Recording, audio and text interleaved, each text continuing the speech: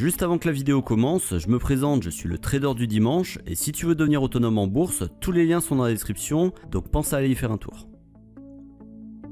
Gérer son épargne via l'investissement en bourse demande un travail méticuleux dans le choix des actions à intégrer en portefeuille.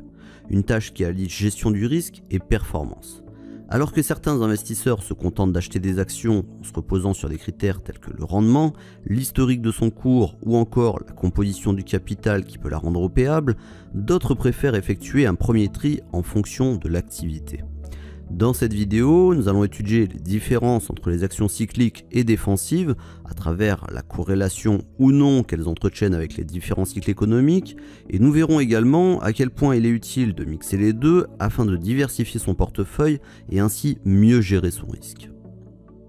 On définit une action cyclique par le fait que son activité et donc ses résultats sont dépendants de la bonne santé ou non de l'économie. Le cours de bourse de ce type de société cotée a donc tendance à fluctuer plus ou moins fortement selon que l'environnement macro soit propice aux affaires, c'est-à-dire avec une période de croissance, ou au contraire dans une situation qui s'apparente à une crise, comme le ralentissement de la croissance ou la décroissance.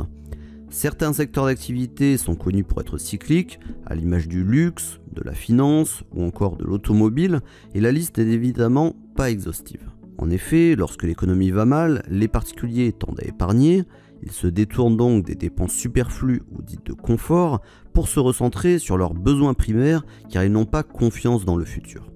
Par ailleurs, les professionnels adoptent un comportement semblable car ils reportent leurs projets d'investissement et cherchent à optimiser leurs coûts.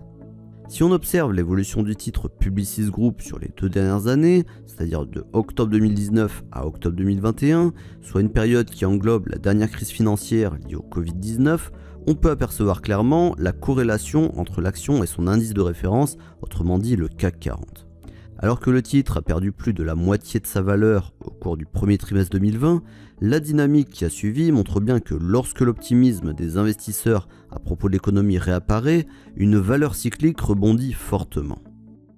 Les actions défensives, quant à elles, en opposition aux valeurs cycliques, se caractérisent par une meilleure résistance aux aléas des cycles économiques. Elles possèdent donc une sensibilité moins prononcée face aux crises financières car elles sont décorrélées du pouvoir d'achat des particuliers comme des entreprises. Parmi les secteurs d'activité considérés comme défensifs, on retrouve celui de la grande distribution, des services aux collectivités ou encore celui de la santé. D'un point de vue uniquement boursier, le cours d'une action défensive connaît une forme de résilience lorsque l'économie fait l'objet d'un essoufflement ou d'un effondrement passager, ce qui peut sembler être un avantage lorsque les investisseurs cherchent à protéger leur capital. En revanche, lorsque la croissance repart, une action défensive va bénéficier dans une moindre mesure de ce nouvel élan, ce qui peut donner le sentiment à certains boursicoteurs de manquer des opportunités.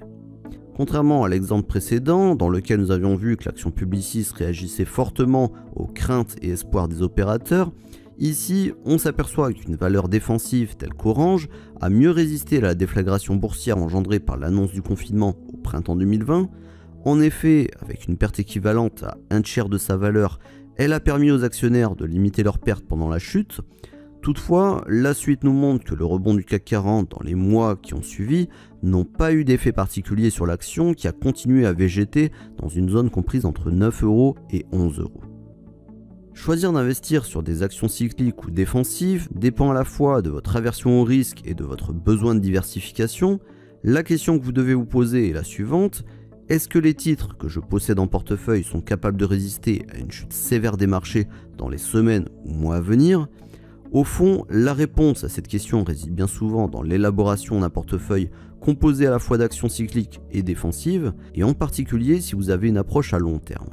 Le but étant d'avoir une pondération plus importante d'actions défensives lorsque les marchés financiers sont sur des points hauts, et à l'inverse, d'accroître les actions cycliques lorsque l'économie redémarre et que les perspectives sont un peu plus claires. Et si vous ne vous sentez pas suffisamment expérimenté pour sélectionner vous-même ces titres, vous avez la possibilité de vous rabattre sur un fonds indiciel tel qu'un ETF CAC 40 qui sera composé d'un panier d'actions.